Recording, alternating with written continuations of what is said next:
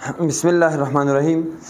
ګرانو کتونکو اوریدونکو ډاکټر صاحبانو ته سلامونه احترامات خدای دې وکړي چې تاسو روغ او جوړ اوسئ. ډاکټر صاحبانو راځو بل د دې لیکچر ډاکټر صاحب دویمه برخه.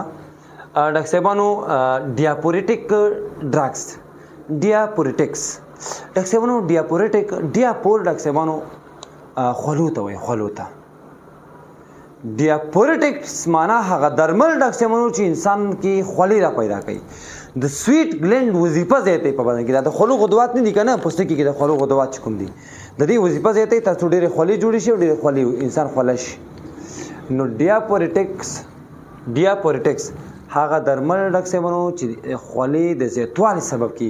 انسان کې خوله را پیدا کوي. د خولې د زیاتوالي سبب کې ډاکټر صاحب دغه درمل ته شی وایي ډیاپورټکس ډرګز.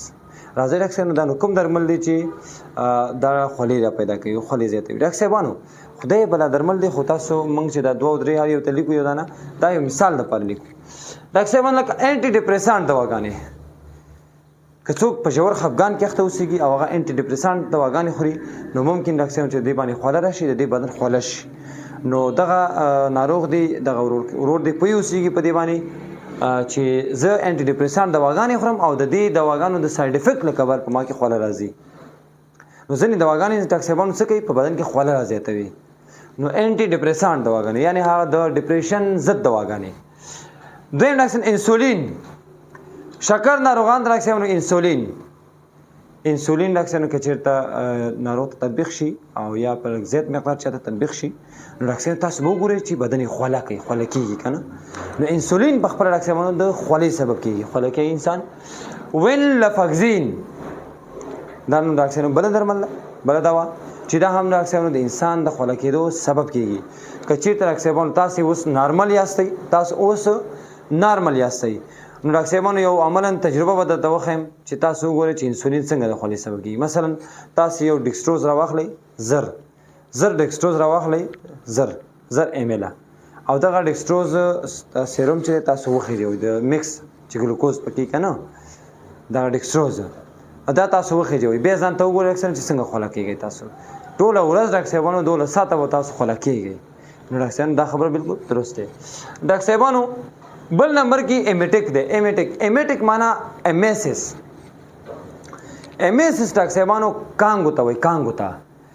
امیسس کانګو ته وایي ډاکټر صاحبانو ایمیټک بیا څه ته وایي. نو هغه دواګانې ډاکټر صاحبانو چې د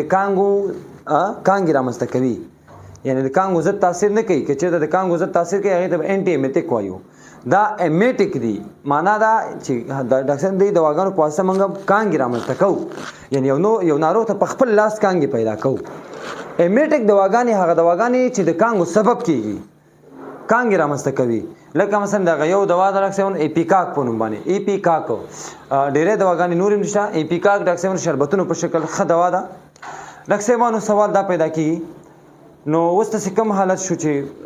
موږ ناروغ ته په خپل لاس کانګې پیدا کړو. دا خو ډېره عجیبه خبره ده. موږ خو غواړو چې ناروغ کانګې ښه کړو نو دا نو داسې کوم حالت دی چې موږ کانګې پیدا کړو په خپل لاس ډاکټر مجبور شي چې ناروغ باندې کانګې پیدا. ډاکټر صاحب دا کله یو څوک قصدن یا سهون درمل ډېری مثلا 10 یا 15 پرسټامول ګولۍ خوري یا بله دوا خوري بله داسې بل یو دوا خوري په ډېر دوز خوري یا قصدن یا سهو شو بد تاثیرات پې وکړه 3 ساعتو نه کم وخت تېر شوی دی چې خوړلي دي کولمو ته راښکته شوي دي د میده کې د ډاکټر ورباندې پوه شو نو ښه خبره ده که نه چې کانګې ورته پیدا کړه بېرته به د میدې محتویات ټول راوځي دوا به ورسره خارج شي ناروغ به د خطر څخه خلاص شي. یا یو څوک په فوډ پایزنینګ باندې اخته شو نن غرمې دیګ شوی دی کور کې او سبا غرمۍ دا خوري سبا ماښام هم خوري هلته خو بکټریاګانې پکې دي که نه ټوکسینونه پکې افراز شوي دي دا چې تر څو خوري ډاکټر صاحبانو په دې ناروغ باندې کانګې لګېږي د دې ناروغ ته اسهال پیدا کېږي خدای بله اعراض پکې پیدا شي. نو ښه خبره ډاکټر صاحبانو چې د ناروغ ته چې وکړي کانګې ورته پیدا کړو دغه څه چې خوړلي دي بېرته د معدې څخه څنګه شي خارج شي ډاکټر صاحبانو. نو دغسې ځینې حالتونو کې موږ مجبوري یو ډاکټر صاحبانو چې څه وکړو و ناروغ ته په خپل لاس کانګې پیدا کړو. اوکزیټوسکس ډاکټر صاحبانو هغه دواګانې چې هغه په ملسا او خوی عضلاتو باندې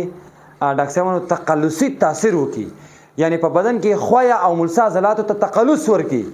ډاکټر صاحبانو دغه درملو ته اوکزیټوسکس درمل وایي. ډاکټر صاحبانو اوکسیټوسکس درمل ټول هغه درمل چې په بدن کې هغه خویا او ملسه عضلاتو ته تقلص ورکړي ډاکټر صاحبانو د هغې د تقلص سبب شي نو ډاکټر صاحبانو چې دغسې درمل چې بدن کې ملسه خویا عضلاتو ته تقلص ورکړي ډاکټر صاحب دې درملو ته موږ تاسو اوکسیټوسکس درمل وایي لکه مثلا اوکسیټوسین لکه مثلا ارګوټامین لکه مثلا پروستاګلاندین لکه مثلا داسې نورې دواګانې ډاکټر صاحب میزوپروسټول خدای بلا چې پروستاګلاندین کې شامله ده میزوپروسټول نو ډاکټر صاحب دغسې دواګانې چې په بدن کې ملسه عضلاتو خویا عضلاتو ته تقلص ورکړي ډاکټر صاحبانو دغه درمل ته اوکسیټوسکس وایي مثلا یو خور ده 2 هفتې د حمل پوره شوي دي نارمل کې د 10 هفتو نه باید مخکې پیدا نشي ماشوم او د 2 هفتو نه وروسته پیدا نشي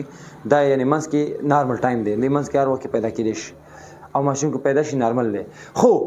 کله کله داسې راځي چې خور 2 هفتې پوره شوي دردونه پې نه راځي یعنې ولادت نه ترسره کېږي نو ډاکټر صاحب کله کله بیا مصنوعي دردونه ورته موږ پیدا کوو غواړو نو بیا مصنوعي دردونه کې څه ورکوو همدا اوکسیټوسکس ورکوو که نه تر څو